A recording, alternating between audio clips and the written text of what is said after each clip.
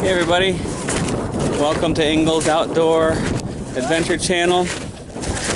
Today's adventure is we are snowshoeing up to our hunting cabin and beyond, and we're going to show everybody how to build a fire in the woods, and we'll be doing it with flint and steel. So that's what we're doing today. It's a nice day here in northern Vermont. It's February 19th. It's mild for this time of year. It's about 40 degrees. And it's kind of windy, so it feels a little cooler than that. But it's going to be a fun day to be outside. Blake and Sophia up there. And Molly is on the leash right now because the neighbor's dog is outside. So we'll let her loose once we get up here a little bit further. So stay tuned, and next time you see us, we'll be up in the woods learning how to build a fire. So we're almost to the woods. It's about probably like a quarter-mile walk from where we parked to where the truck is. And of course Blake has the shortest legs, so he's bringing up the rear, but he's doing a good job. It's good to have snowshoes today. It's the type of snow where you stay right on top with the snowshoes, but without them you'd be sinking right in. So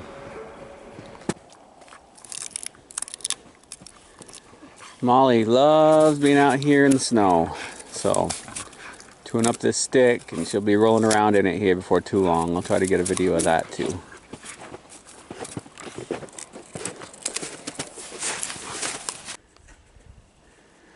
Alright, well, we've made it up to as far as the camp. And it's a camp we built in 2000 with family and friends on family land.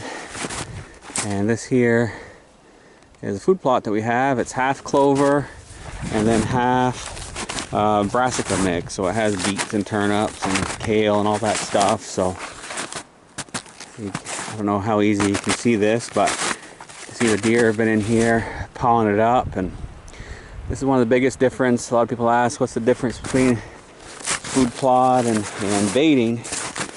Well, this is the biggest difference, is that once the snow goes, about the first part of May, this clover comes up and the deer are in here, starting to fatten up from the winter and have healthy fawns. And then in the fall they eat the turnips and they dig them up here all winter long. So this is literally a year-round food source for the deer around here. On it! You're floating. You know you are.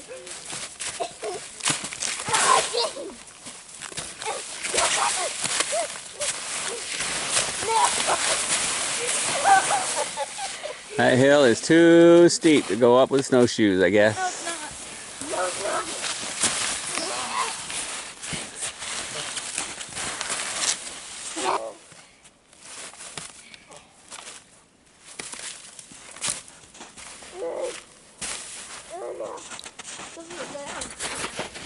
Because you'll push me. No, I won't. Yeah.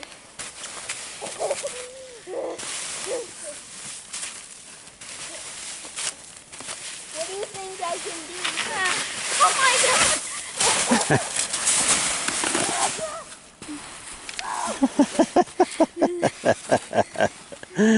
That was epic. I'm stuck. Like, you got this. Don't fall. I'm going to.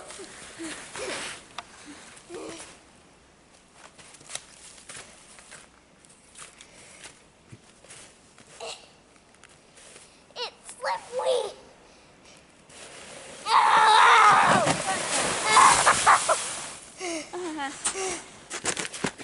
Whew. Well, we're coming up to the last part before we get to our destination. We have a little fort built up there, and it's a steep little slog up this hill. I know the videos don't usually give you an idea about how steep it is, but it's steep enough. So we're gonna take our time, and we'll be there here in a minute. Okay, we're getting up to the fort that we built. Actually in the height of COVID during the lockdown. Wow, there, Soph just took a header. You okay, Soph? So we built this, like I said, in the height of COVID, back in 2020. Give us something to do, a place to hang out. Hard to see from the sign.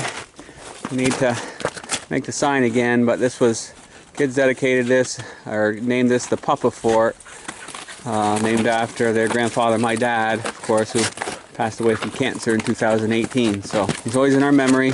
Figured this is a good place to build it. This is his tree stand right here. And this little hemlock knoll. And we're going to be building the fire here in a minute. Okay, so we're getting ready to start the fire. So first thing we want to do, we don't really have to in this case here, but we were up here the other day, we built the fire. So if there's a lot of snow, you want to clear that out of the way and pack it down, because if you don't, once you start the fire, that'll melt and you're in danger of having snow fall onto it and put your fire out. So that obviously wouldn't be good. And then if you're on bare ground, you want to make sure you scrape away all the pine needles that you can, so that you're just down to dirt, because we don't want to start anything on fire that we don't want to burn. And ideally, if you can find some stones to put around it like this, that's going to help contain your fire. So so our steps are going to be, we're going to need to find a bunch of birch bark, because that's what, we have a lot of that around here, and that's what works well to start fires. If you can't find birch bark, you can find just any dry bark, dry grass, dry leaves. Will work really well. And then we're going to get, after that, we'll start getting our branches and small twigs and everything to put on top of the paper once we light it. So that's what we're going to do next. Okay, so now that we have cleared a place for the fire, we need to find something we can use to start the fire with. So around here we have a lot of white birch and a lot of yellow birch. The bark is like dry paper, so the kids are just grabbing as much of this as they can put in their pockets and carry, and that's what we're going to use to start the fire with.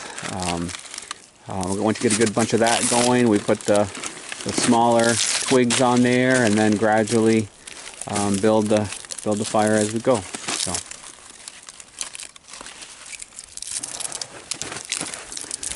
and there's yellow birch right over there. Yellow birch works well. The bark isn't, comes off in a lot smaller pieces, so it's a little harder to get, but it works extremely well. So neat thing we found here is got a woodpecker here has been active. Big old hole in that tree, a couple of them. And we might be able to use some of this here for our fire. It might be a little too wet, but we'll give it a look. But pretty neat. So kids are active getting some dry sticks. Any of these dead trees here with branches on them are excellent to start our fires with. These hemlocks, these branches on the bottom, if they are alive, they're usually really dry, and they do really well for starting fires and burning on a campfire. We got Blake over here chopping some sticks with his machete.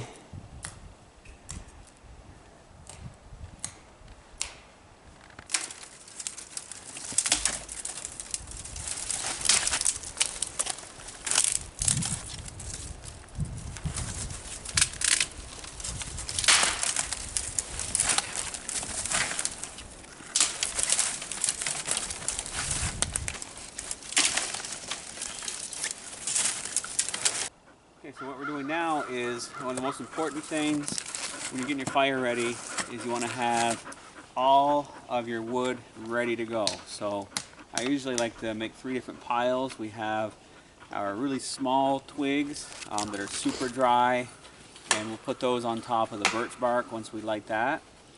And then next we have like our medium-sized twigs that we'll put on.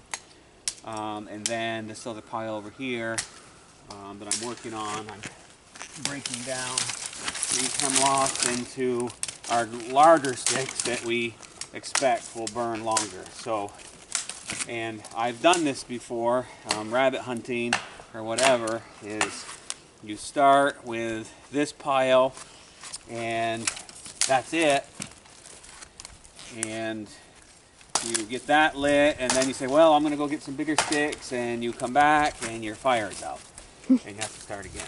So that's what we want to avoid by doing this. It's going to take you a little while, but make sure you have yourself a really good pile of stuff, because this dry wood burns really fast. So that's what we're doing.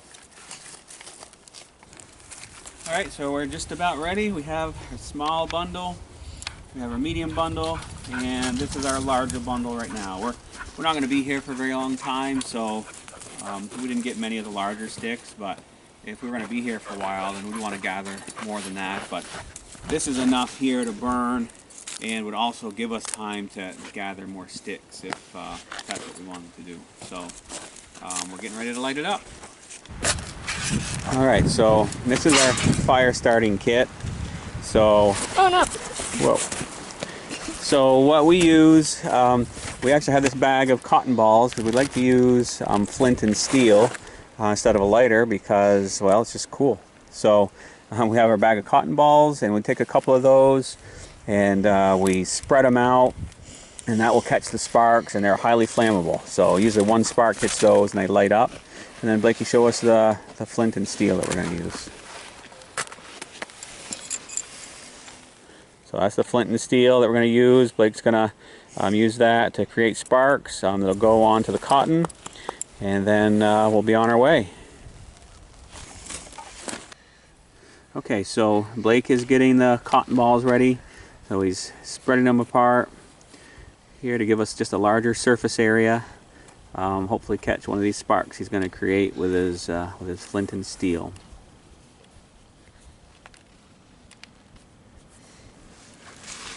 Put them together, bud.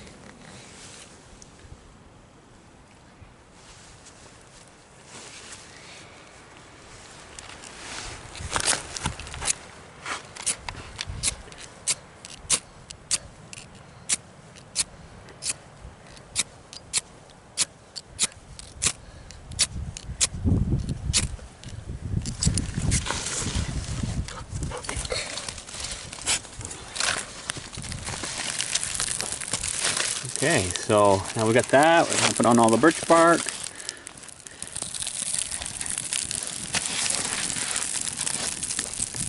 Hope you can help. And then followed by the little twigs there.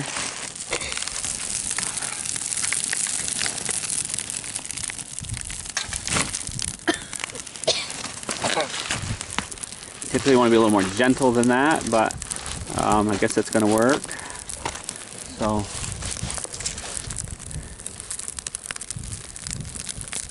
put some of those medium-sized twigs on now.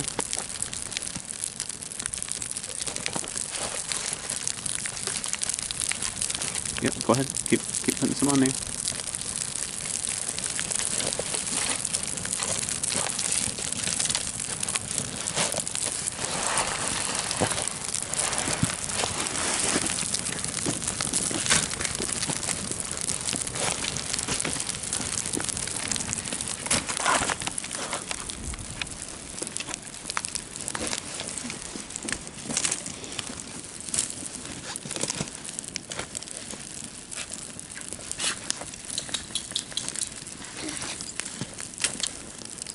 And there we have it. So we've got our, yeah, go ahead and keep putting those on, guys. The rest of those twigs right there. Not all of Yeah, that's okay. Yeah, because we want to get to our bigger sticks. So we want to have a pretty good fire going before we put our big stuff on.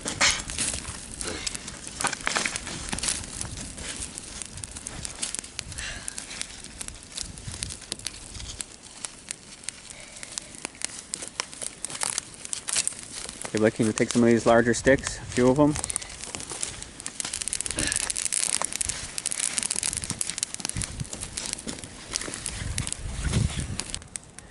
Alright, so here is the finished product. We have nice raging fire. Only thing missing are the hot dogs and buns. Blake and Sophia did a great job showing us and how to build a fire. And we got Molly back there. Molly! Oops, I don't know what she sees, but she's looking at something.